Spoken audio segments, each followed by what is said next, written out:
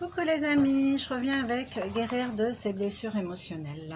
Donc ça fait un moment, pour ceux qui n'ont pas commencé avec ce jeu, je vous invite à regarder sur la chaîne. J'avais déjà fait 6 cartes et aujourd'hui on a la 7e pour se connecter à ses émotions. Donc, pour rappel, c'est un jeu qui s'inspire des 5 blessures qui empêchent d'être soi-même de Lise Bourbeau, des travaux de Lise Bourbeau.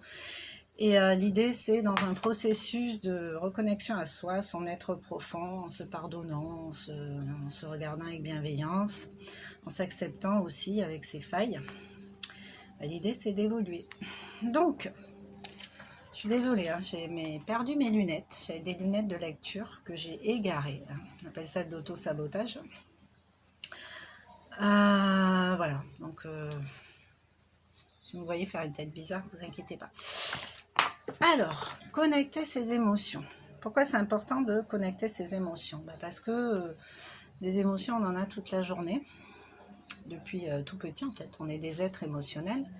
Et du coup, se connecter à ses émotions, connecter ses émotions à soi et en fait mettre de la conscience dans ce qu'on traverse, c'est important pour ne plus tomber dans les mêmes schémas, pour abandonner certains blocages, déverrouiller certains blocages aussi. Donc voilà, donc je vais vous proposer un petit exercice. Donc vous pouvez le faire de 2 façons différentes. Mettez-vous à l'aise avec ça. Soit vous prenez de quoi écrire. Dans tous les cas, je vous conseille d'écrire à un moment donné. Mais peut-être après l'exercice, si vous choisissez de le faire de façon méditative. Et moi, je vous conseille vraiment cette option-là. Mais si c'est compliqué, écrivez. Peut-être vous aurez votre propre façon à vous d'épurer tout ça. Donc pour ceux qui ont choisi l'option méditative, je vous invite à fermer les yeux, à respirer profondément. À l'inspire, j'ai la bouche fermée, je sens mon ventre prendre du volume, gonfler avec tout cet air emmagasiné. Je retiens quelques secondes et tout doucement je relâche. Sur une expire plus longue que l'inspire. Voilà. Je le fais plusieurs fois tranquillement dans une position confortable au calme. Je vais vous demander, les yeux fermés, de vous connecter à un souvenir. Ça peut être un souvenir douloureux, un souvenir de votre passé évidemment. Et je vais vous inviter à laisser émerger en vous tous les ressentis de ce souvenir, les ressentis physiques qui accompagnent cette situation inconfortable au niveau du corps.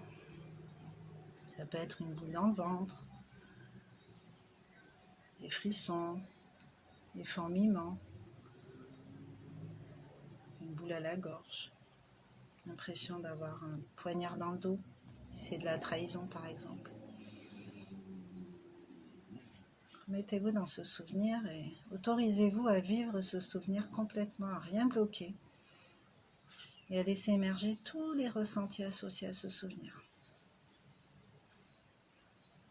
Ne partez pas dans vos pensées, laissez juste émerger les ressentis. Plus le souvenir est lointain, mieux ce sera. Et si ce n'est pas le cas,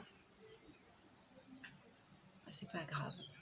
Ce sera encore plus facile de vous reconnecter aux ressentis qui sont encore vivaces en vous. Ensuite, une fois que les émotions sont apparues, il y a ce qu'on appelle les émotions orphelines. Des émotions qui n'ont en apparence aucun lien avec la scène, avec ce qu'on a vécu. Donc on continue à respirer tranquillement.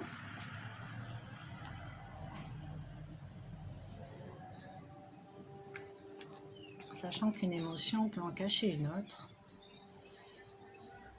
ou engendrer autre chose derrière.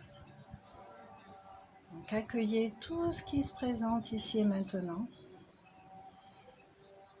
Si vous n'arrivez pas à mettre de mots sur l'émotion, c'est pas grave. Accueillez les ressentis qui vont avec. Et en fonction des ressentis, vous saurez si c'est quelque chose qui vous est agréable ou pas, tout simplement. Connectez l'émotion, ressentez-la simplement, sans la perdre. Laissez-la grandir dans votre corps. Voilà. Avec toutes les sensations physiques présentes. S'il y a envie de taper, de crier, de pleurer, laissez faire. Le corps sait se guérir. De la même manière que l'émotion bloquée va engendrer une maladie, si on n'a pas réussi à l'évacuer différemment, tout ce qui ne s'exprime pas s'imprime dans le corps et du coup ça arrive sous forme de symptômes qu'on appelle maladie. Du coup l'idée c'est vraiment de se connecter à ça, d'accepter ça. Et du coup en l'acceptant on va permettre à tout ça de bouger. Le corps il sait guérir de la même manière qu'il sait montrer des blocages. Il sait aussi guérir, il connaît le processus inverse, de façon naturelle. Comme dans la nature, souvent il y a le poison et le remède à côté, ben, c'est pareil. C'est le fait de ne pas exprimer nos émotions, de ne pas s'autoriser à les ressentir, qui nous empoisonne en fait. Voilà, donc ressentez, accueillez, laissez traverser ces émotions. Faites-lui confiance. Laissez-la prendre toute la place dont elle a besoin dans votre corps et accueillez ce qui vous arrive sans vous crisper, sans chercher à fuir.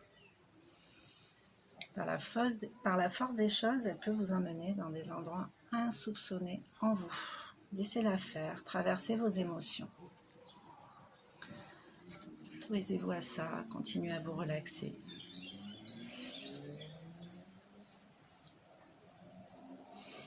Si vous avez des pensées qui veulent prendre de la place, s'arrêter là, s'imposer, prenez juste contact avec votre respiration.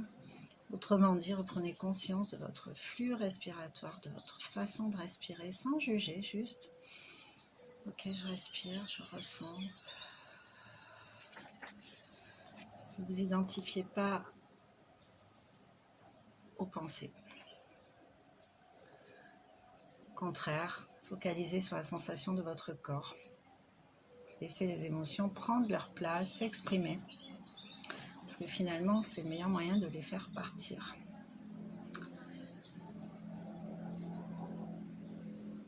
Elles vont grandir, vont se faire ressentir très présentes, vous envelopper. Elles vont arriver à un point culminant pour commencer à redescendre, tout simplement.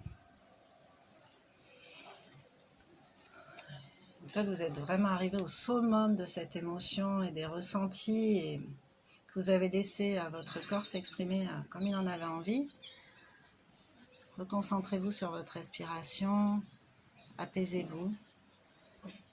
Faites des expirations plus longues que l'inspire. Je m'amuse à compter sur 4 temps, j'inspire. Je bloque un petit peu et sur 6 temps, j'expire. Je prends conscience qu'à chaque expiration, j'évacue le trop-plein, tout ce qui me parasite. Et une fois que vous êtes arrivé à un point d'apaisement, que voilà, l'orage est passé en vous, je vous propose de refaire cet exercice et vous pourrez constater que si vous le faites 1 fois, 2 fois, 3 fois, en fait les émotions seront moins manifestes, seront moins présentes en vous. Donc c'est un moyen en fait, une méthode un peu coup de poing pour vraiment attraper le truc de pleine face, se mettre face à ses émotions en fait et ses ressentis et puis évacuer. Les accepter en fait, ne pas résister, ça permet aux choses de se remettre en place tout doucement à l'intérieur. Que ce soit des émotions ou autre chose en fait. L'idéal c'est vraiment d'accepter, de ne pas résister, sinon ça fait mal quand on résiste. Donc voilà, j'espère que cet exercice vous aura été bénéfique. Attendez, je vais tirer une carte ressources, j'ai un peu zappé le truc. Carte ressources, les répétitions, bah ouais. Je décide de me libérer des cycles qui se répètent dans ma vie, ici et maintenant. Je me sens confiant car la vie me soutient dans ma démarche, tout à fait. Voilà. Donc pour vérifier en fait ce qui s'est passé avec cet exercice-là qui est assez puissant, refaites-le une fois, 2 fois, même aujourd'hui, demain. Si vous avez constaté que les émotions sont de moins en moins présentes. Et du coup, vous êtes en train de guérir, tout simplement. Donc voilà. La vie est notre ami, l'univers est notre ami. Après, tout dépend de ce qu'on en fait. C'est toujours pareil. Donc, je vous embrasse. Je vous dis à bientôt avec la fameuse vidéo qu'on a du mal à... que Corinne a du mal à m'envoyer avec son portable. Ça devrait se faire, ça se fera au bon moment. Voilà, je vous embrasse et je vous dis à très bientôt. Portez-vous bien.